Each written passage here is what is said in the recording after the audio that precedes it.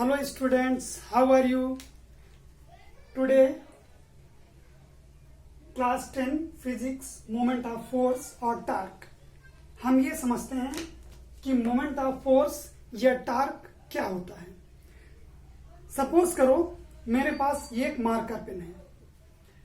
अगर मैं इस मार्कर पेन को लेता हूं और इसको इस तरह से अटैच कर देता हूं, इसके बाद क्या करता हूं कि इसके सेंटर ऑफ मास पे यानी इस पॉइंट पे इसको फिक्स करने के बाद इसको रोटेट करेंगे, तो इसका जो रोटेशन होगा वो रोटेशन नहीं बल्कि क्या होगा, अलोंग इट्स एक्सेस ये जो है मूव करेगा, यानी इसमें रोटेशन की बजाय डिस्प्लेसमेंट आएगा। लेकिन अगर मैं इसको किसी और पॉइंट से फिक्स कर दूं, सपोज यहां से फिक्स कर दूं, इस तरह से यहां से मैंने इसको फिक्स कर दिया। जब मैंने इसको फिक्स कर दिया तो अब मैं इस पर फोर्स लगाना चाहता हूं और ऐसा फोर्स लगाना चाहता हूं जिससे ये इजिली रोटेट हो, इजिली मूव करे, रोटेशन इसमें पॉसिबल हो।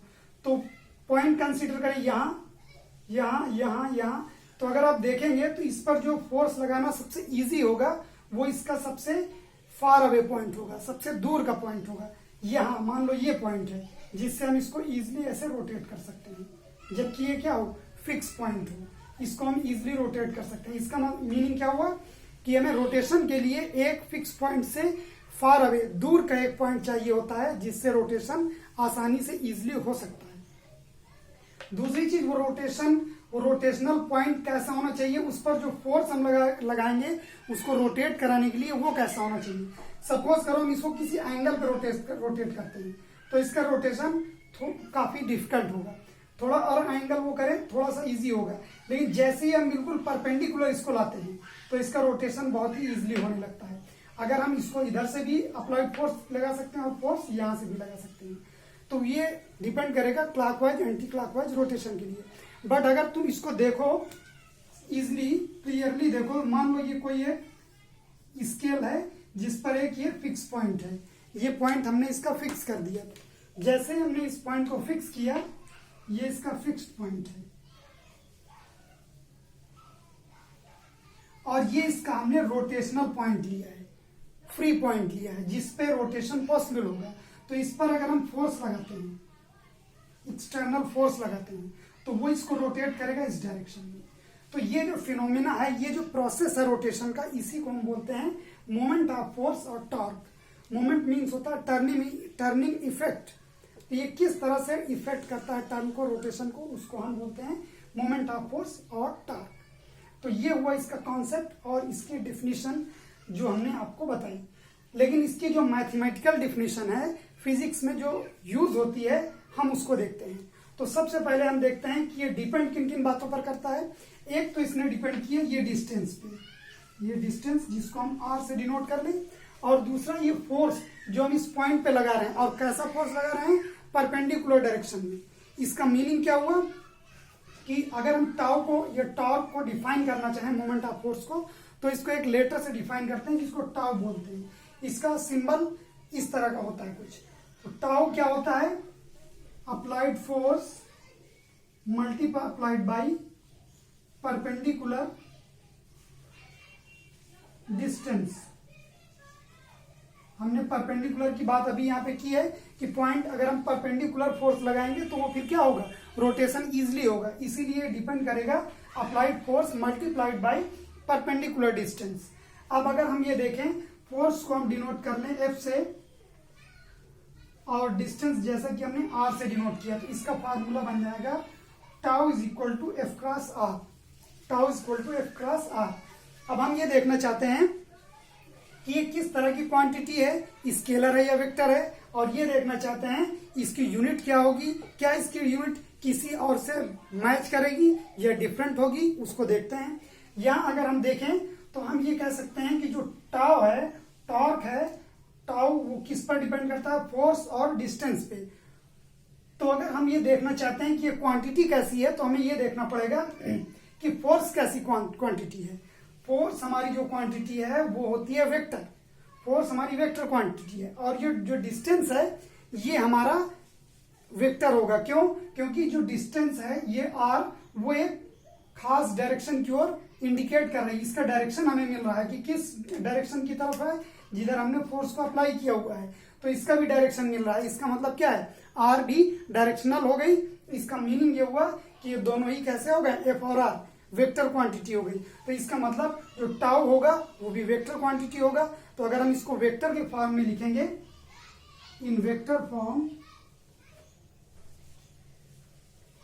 Tau is equal to R vector cross F vector, ये इसका फार्मूला बनता है। यहां आपको मैं बता दूं, ए क्रॉस बी और बी क्रॉस ए दोनों सेम नहीं होते हैं, इसीलिए मैंने इसको आर क्रॉस एफ लिखा है, ना कि एफ क्रॉस आर। इसके बारे में एक अलग से लेक्चर मैं दूंगा स्केलर और वेक्टर क्वांटिटी की, वहां पे हम इसको एक्सप्लेन करेंगे।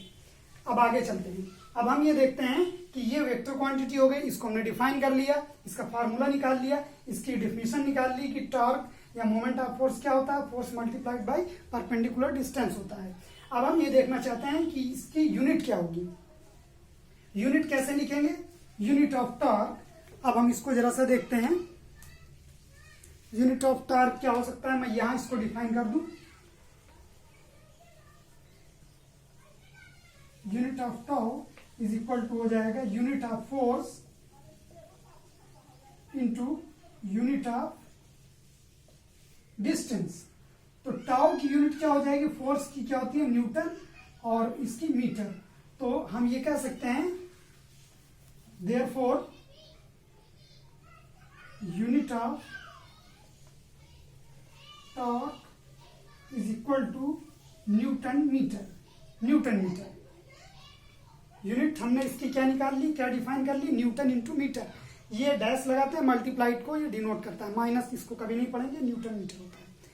अब हम ये देखें कि क्या कोई ऐसी क्वांटिटी है जो न्यूटन मीटर और हो सकती है। यस, वर्क की भी क्वांटिटी न्यूटन मीटर ही होती है। तो आप यहाँ ये कह सकते हैं कि क्यों ना हम यूनिट के हिसाब से दोनों को सेम मान लें। बिल्कुल गलत है, ऐसा मैं डिफरेंस इसको बताता हूँ कि इसमें क्या डिफरेंस है। हम इसको जूल क्यों नहीं लिख सकते, वर्क की भी यही होती है। वर्क अगर आपको मैं थोड़ा सा रिकॉल करता हूँ, W is equal to F into D होता है, जहाँ डी होता है डिस्प्लेसमेंट और ये होता है फोर्स। इसकी भी न्यूटन, इसकी भी मीटर, न्यूटन मीटर इसकी भी यूनिट हो जाती है और इसकी भी यूनिट, लेकिन ये जूल हो जाता है, ये नहीं होता। इन दोनों में एक खास डिफरेंस है जिसकी वजह से ये एक दूसरे से डिफर करते हैं, अलग होते हैं। अब दिखाते हैं। मैंने अभी आपको टॉर्क डिफाइन किया, कैसे होता है, ये रोटेशन पर डिपेंड करता है। मगर अगर हम फोर्स की बात करें, ये एक जो है ब्लॉक है, सपोज करो this is a block. Suppose अगर हमको इसको डिस्प्लेस करना है, रोटेट नहीं करना, डिस्प्लेस, वर्क जो डिफाइन होता है वो डिस्प्लेसमेंट पे डिफाइन होता है। इसका मतलब हम इसको डिस्प्लेस करेंगे परपेंडिकुलर नहीं बल्कि अलोंग टू इट्स एक्सिस। ये हम इसको डिस्प्लेस कर रहे हैं अलोंग टू इट्स एक्सिस। मगर जब हम टॉर्क की बात कर रहे थे तो हम उसको डिस्प्लेस कर रहे थे कैसे, परपेंडिकुलर डिस्प्लेसमेंट। तो परपेंडिकुलर और इसमें अलोंग द एक्सिस, इसलिए ये दोनों जो है अलग अलग चीजें हो गई। ठीक है, इनमें रोटेशन नहीं बल्कि इसको क्या होगा, मूवमेंट होगा, डिस्प्लेसमेंट होगा, डिस्प्लेस किया जाएगा। उसमें रोटेशन होता है परपेंडिकुलर, इसमें अलोंग द एक्सिस। इस तरह से हम कह सकते हैं कि वर्क और टॉर्क दोनों ही अलग अलग चीजें हैं। अभी आप ये सारी चीज समझ गए। क्या होता है moment of force, moment of force होता है टॉर्क किसको कहते हैं, ये डिफाइंड होता है applied force multiplied by perpendicular distance. इसकी यूनिट क्या होती है, न्यूटन मीटर। ये कैसी क्वांटिटी होती है, वेक्टर क्वांटिटी। इसको वेक्टर में कैसे डिफाइन करते हैं, tau vector is equal to R vector cross F vector. इसके बाद जो इसके न्यूमेरिकल्स हैं उनको हम अगले लेक्चर पे लेंगे। तब तक के लिए बाय।